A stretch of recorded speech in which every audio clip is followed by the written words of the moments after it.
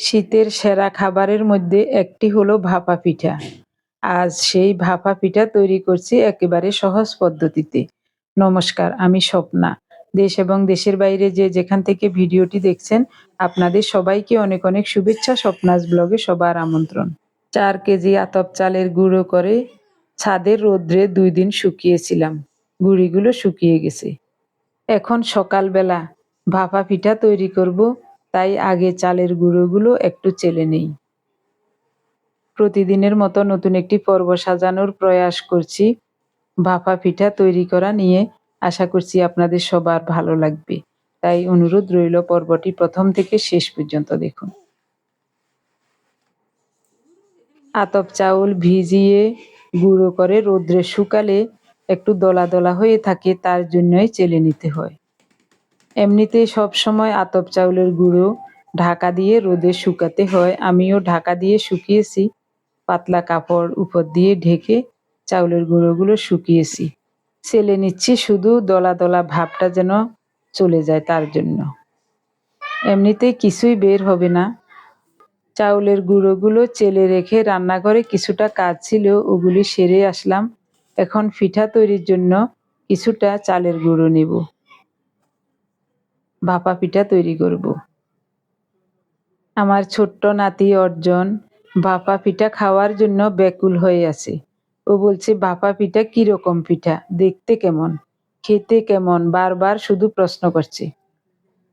অথচ ও ভাপা পিঠা অনেক খেয়েছে। রুমাও মাঝে মাঝে বাসায় বিভিন্ন ধরনের পিঠা তৈরি করে। যাই হোক, আমার নাতির এই আবদারটা আমার কাছে খুব ভালো লাগছে। নাতিটা পিছন পিছন আসছে আর বলছে, দিদা তাড়াতাড়ি পিঠা তৈরি করেন। স্বাদ মতো লবণ দেব। নর্মাল জল দিয়ে চাউলের গুঁড়োগুলো ভিজিয়ে নেব। 1 গ্লাস জল নিয়েছি। এখানে মনে হয় 4 কাপের মতো চাউলের গুঁড়ো নিয়েছি, তার জন্য 1 গ্লাস জল নিয়েছি। কতটুকু লাগে দেখি। অল্প অল্প করে জল দেব আর এভাবে করে মেখে মেখে ভিজিয়ে নেব।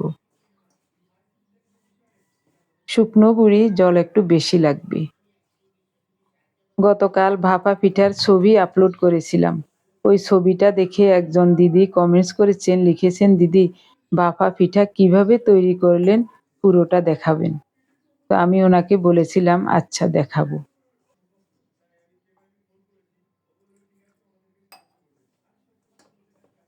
এক গ্লাস জল পুরোটাই লেগেছে, আর লাগবে না।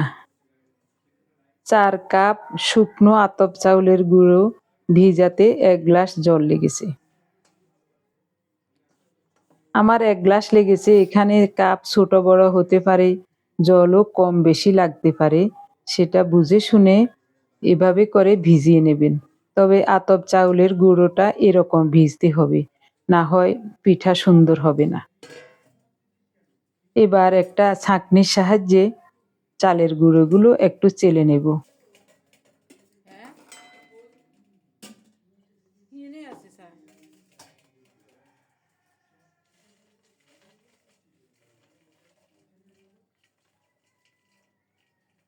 এরকম একটা ছাঁকনির সাহায্যে ছেঁকে নিচ্ছি।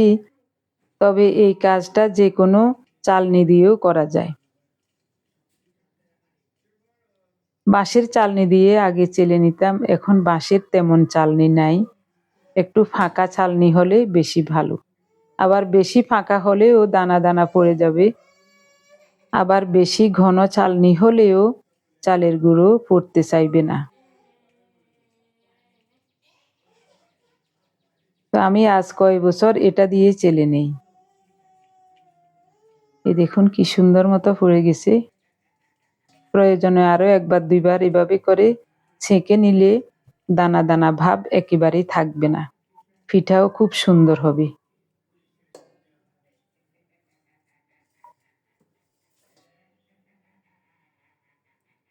দুইটা সুতির কাপড় নিয়েছি, এগুলি দিয়ে আমি ভাপা পিঠা তৈরি করি। এগুলি পিঠা তৈরি শেষে ধুয়ে শুকিয়ে ফ্রিজে রেখে দিই। কোরানো নারকেল, গুড়, এটা হলো আখের গুড়। খেজুর গুড়ের জন্য অর্ডার করেছিল রুমা, কিন্তু এখনো খেজুর গুড় এসে পৌঁছায় নাই। 2-1 দিনের মধ্যে পৌঁছে যাবে। ছোট এই পাতিলটাতে ফোটানো গরম জল দিলাম। ছোট একটা সরার মাঝখানটা ফেলে দিয়েছি। তো এটা দিয়ে আমি সব সময় ভাপা পিঠা তৈরি করি। এটাও আমি পিঠা তৈরি শেষে ধুয়ে পরিষ্কার করে ফ্রিজে রেখে দিই। পিঠা তৈরির সময় আবার নামিয়ে আনি। অল্প করে একটু আটা গুলে নিচ্ছি। এটা দিয়ে চারিদিকে একটু বন্ধ করে দেব, যেন বাষ্পটা বের না হতে পারে। বাষ্পটা শুধু মাঝখান বরাবর বের হবে। চারিদিক দিয়ে যদি একটুও বাষ্প বের হয়, পিঠা সিদ্ধ হবে না।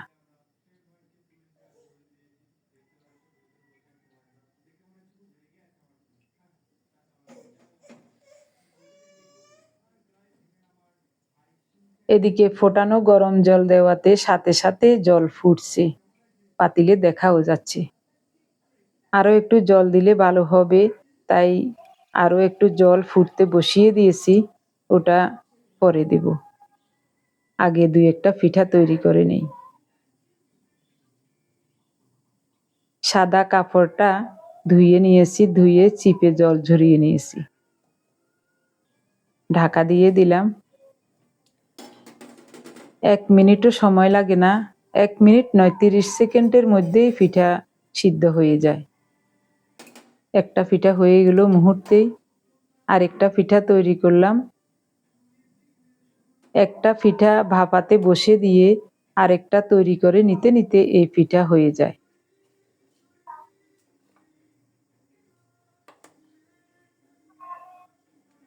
আমার নাতি অর্জনের জন্য গুড় নারকেল মিশিয়ে পিঠা তৈরি করছি। তো এখানে একটু গুড়ও মিশিয়েছিলাম, নারকেল মিশিয়ে দিচ্ছি।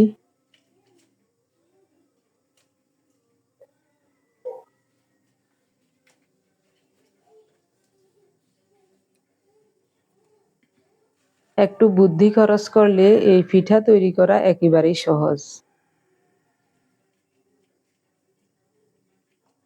আমার কাছে এইসব কাজ কোনোদিনও কঠিন মনে হয় নাই। শুধু সবকিছু গুছিয়ে নিতে হবে আগে। ওদিকে একটা একটা করে পিঠা তৈরি করে ভাপাতে বসিয়ে দিচ্ছি, আর এদিকে গুঁড়োগুলো চেলে নিচ্ছি আর পিঠা তৈরি করে দিচ্ছি।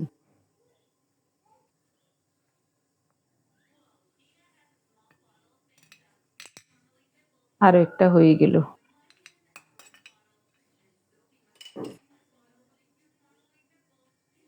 কত সুন্দর হয়েছে দেখুন।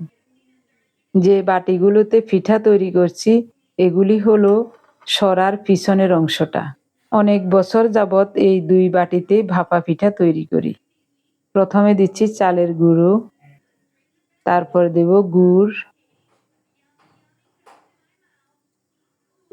এরপরে দেব নারিকেল,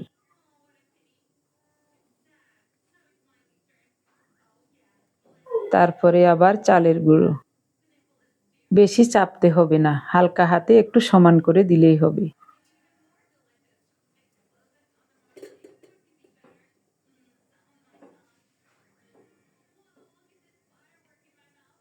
আরো একটা পিঠা তৈরি হয়ে গেল।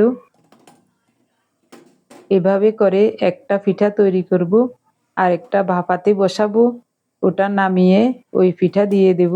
সব পিঠাগুলো এভাবে করে বানিয়ে নেব।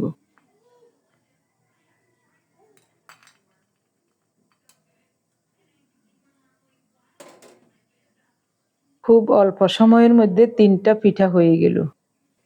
এটাও হয়ে গেছে।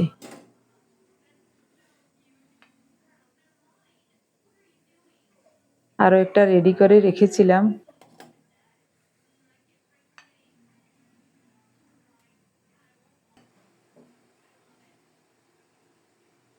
চারটা হয়ে গেছে।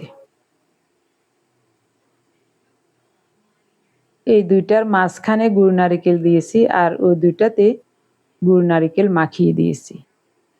এই দেখুন কত সুন্দর হয়েছে, কি ভালো লাগছে দেখতে। তবে এই পিঠা যদি খেজুর গুড় দিয়ে তৈরি করা যায়, খুবই সুন্দর হয়। যেমন গ্রান তেমনি স্বাদ লাগে।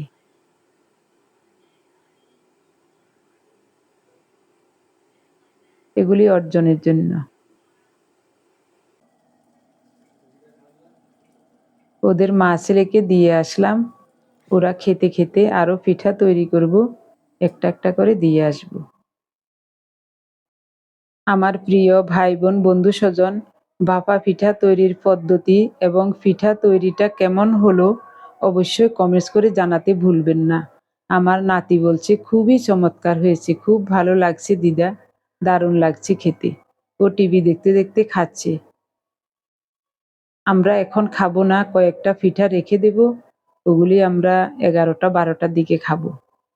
আমার প্রিয় ভাই বোন বন্ধু স্বজন, আপনারা যারা প্রতিনিয়ত ভালোবেসে আমাদের ভিডিওগুলি দেখে যাচ্ছেন এবং ভিডিও দেখে সুন্দর ও গঠনমূলক কমেন্টস করে আমাকে কাজ করার শক্তি এবং সাহস জুগিয়ে যাচ্ছেন, আমি আপনাদের সবাইকে জানাই অজস্র অজস্র ধন্যবাদ, অভিনন্দন এবং কৃতজ্ঞতা। সেই সাথে আজকের সম্পূর্ণ পর্বটি কেমন লেগেছে কমেন্টস করে জানাতে ভুলবেন না। সবাই ভালো থাকুন, দেখা হবে আগামী পর্বে।